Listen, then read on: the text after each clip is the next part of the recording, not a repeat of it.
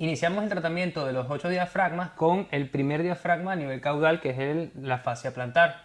Por lo tanto, vamos a colocar nuestros dedos en un punto de referencia que es a nivel de las articulaciones tarso-metatarsianas. Ahí colocaríamos entonces cada dedo cruzado, tratando de abarcar todo lo que es la fascia plantar, y vamos a intentar después de eso profundizar, o mejor dicho, hacer una presión hacia craneal, de manera que entremos en contacto con la fascia, y a partir de allí, individualmente, cada pulgar va a traccionar de esta fascia en sentido lateral y ligeramente craneal. Llegamos al punto de la barrera y mantenemos en la barrera hasta que finalmente se funde y sentimos como los dedos, sin deslizar en la piel, son capaces de mover en el sentido vectorial que estábamos aplicando anteriormente.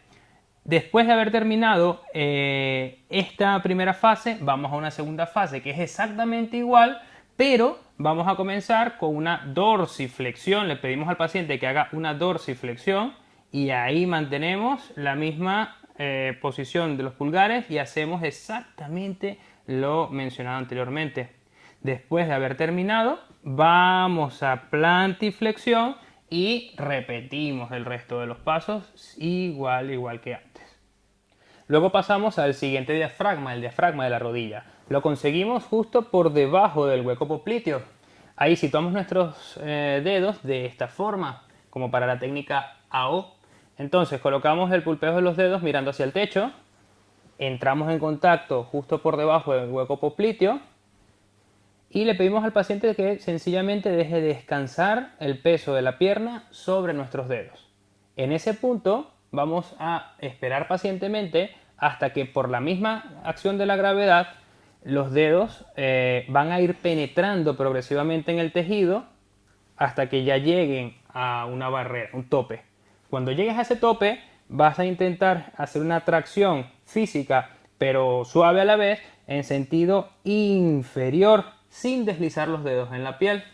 Entonces, paso 1, pasivo, el peso de la pierna en tus dedos. Cuando se funda esa barrera, pasas a la siguiente fase que sería, estoy exagerando, pero sería una tracción del tejido conjuntivo hacia caudal. Cuando llegues al final de esa tracción, mantienes hasta que rompa la barrera y liberes finalmente el diafragma. Vuelves al neutro y acaba la técnica. Para complementar la liberación del diafragma de la rodilla, vamos a realizar también la técnica de liberación de los ligamentos cruzados. Por lo tanto, vamos a sujetar la tibia y el fémur cerca de la articulación de la rodilla, pero sin ponerte encima de la rótula. La mano craneal por arriba de la rótula, cerca, y la mano caudal a nivel más o menos de la TTA. Entonces, haz una sujeción firme y vamos con la primera fase. La primera fase consiste en que ambas manos vayan hacia posterior, hacia la camilla. Una vez que llegues al final, vamos a intentar con la segunda fase, que es acercar tus manos. La mano craneal va hacia caudal y la mano caudal va hacia craneal. Reunimos la tensión en el centro de nuestras manos y después debes, en una tercera fase, prestar la atención a tu mano que está en la tibia. Siente las inercias tensionales de la tibia, hacia dónde te arrastra mejor, hacia rotación interna o hacia rotación externa. En este caso va mejor a rotación interna, por lo tanto lo acompaño a rotación interna, es decir, a favor, hasta llegar a la barrera. Unimos estos tres vectores y mantenemos las tres fuerzas hasta que finalmente sientas cómo sucede la liberación. Una vez que hayas visto que todas las barreras se funden, volvemos al neutro y acaba la técnica. Ahora voy a mostrar la liberación del diafragma respiratorio. En el orden que llevamos, previamente has de liberar el diafragma pélvico, pero no lo vamos a mostrar porque lo hemos mostrado anteriormente en el otro protocolo. Entonces pasamos directo al diafragma respiratorio. En esta técnica vamos a usar el talón de la mano como principal palanca. Vamos a intentar colocar el talón de la mano debajo de la apófisis sifoides, intentando penetrar con un vector de fuerza en sentido posterior y craneal. Intenta no hacerlo netamente posterior porque haces daño a la aorta. Entonces, es importante que también generes esa presión hacia craneal. Entonces, en una primera fase, con el talón de la mano empuja hacia posterocraneal. Y cuando llegues al tope, espera. Puedes sentir un poco que la mano es atraída hacia izquierda-derecha. Puedes seguir incluso ese patrón. Lo mantienes acumulando la tensión hasta que se siente como que si un globo que estaba debajo de tu mano se desinfla. Ese sería el indicador de que el diafragma finalmente ha liberado. Cuando esto suceda, todo al neutro y acaba la técnica. Ahora vamos a liberar el quinto anillo o el quinto diafragma. Sería la cavidad torácica superior. Esta consta de 3 técnicas. La primera de ellas es la liberación de la fase cervical anterior, que no la vamos a mostrar ahora porque la hemos mostrado anteriormente. Entonces pasamos a la segunda técnica, que sería la liberación de la clavícula. Para liberar la clavícula vamos a usar nuestros pulgares. El pulgar más medial vamos a tratar de colocarlo medial e inferior a la articulación esternocostoclavicular, justo en la clavícula. Y el pulgar que está en el lateral lo colocamos en el tercio lateral de la clavícula, justo al lado de la acromioclavicular. Entonces, a partir de allí vamos a intentar soltar a la clavícula imprimiendo un vector en sentido craneal y lateral con ambos pulgares. Sujetamos la clavícula y generamos ese vector. Sería ahí.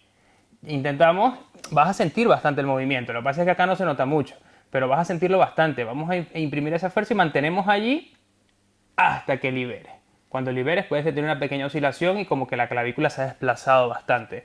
En ese punto volvemos al neutro y acaba la técnica. Luego iríamos con la liberación del diafragma torácico alto.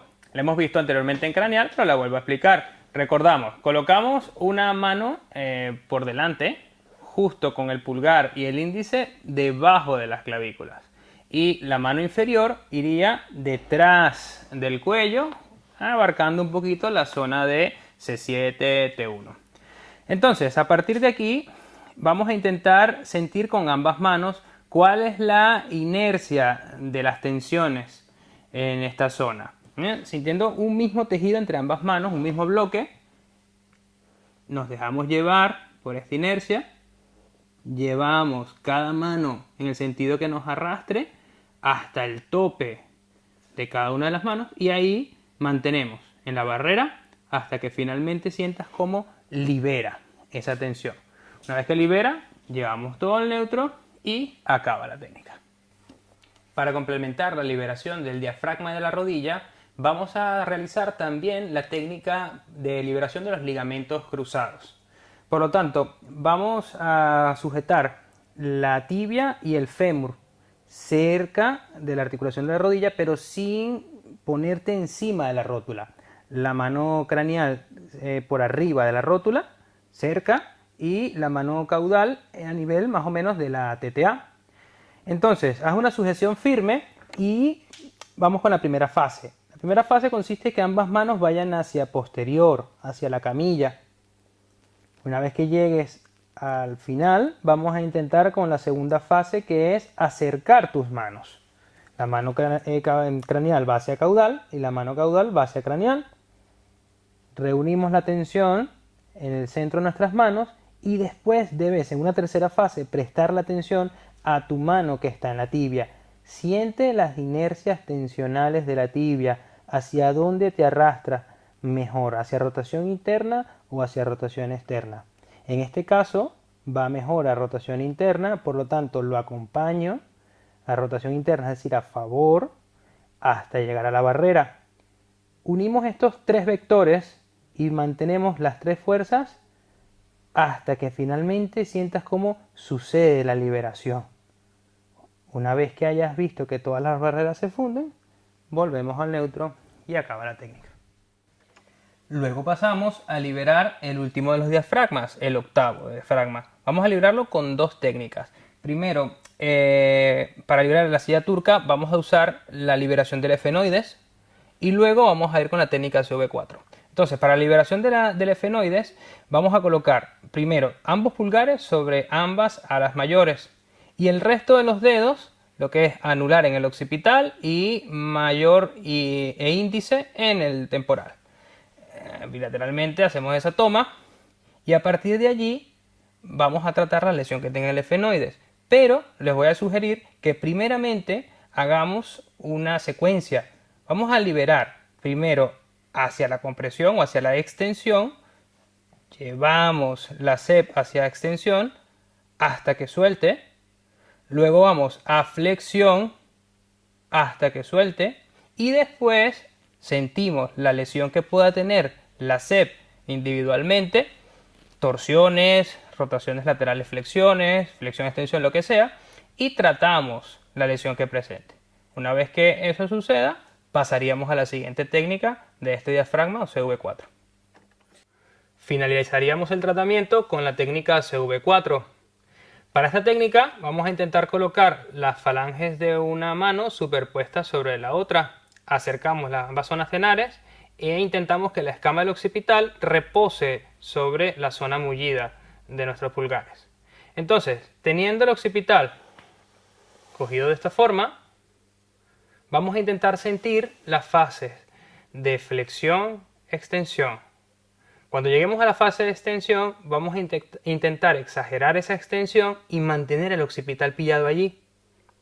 Debes esperar unos cuantos ciclos hasta que suceda un punto parado. En el punto parado, debes esperar hasta que sientas que empieza una nueva ola de MRP, que puede esto tardar incluso minutos en suceder, pero cuando sucede es muy notorio, se expande todo el cráneo y tú acompañas al hueso occipital hacia la flexión. Cuando esto suceda, armonizas un poco, flexo-extensión varias veces, y así es como acaba la técnica CV4, que puedes repetirla un par de veces si lo consideras necesario.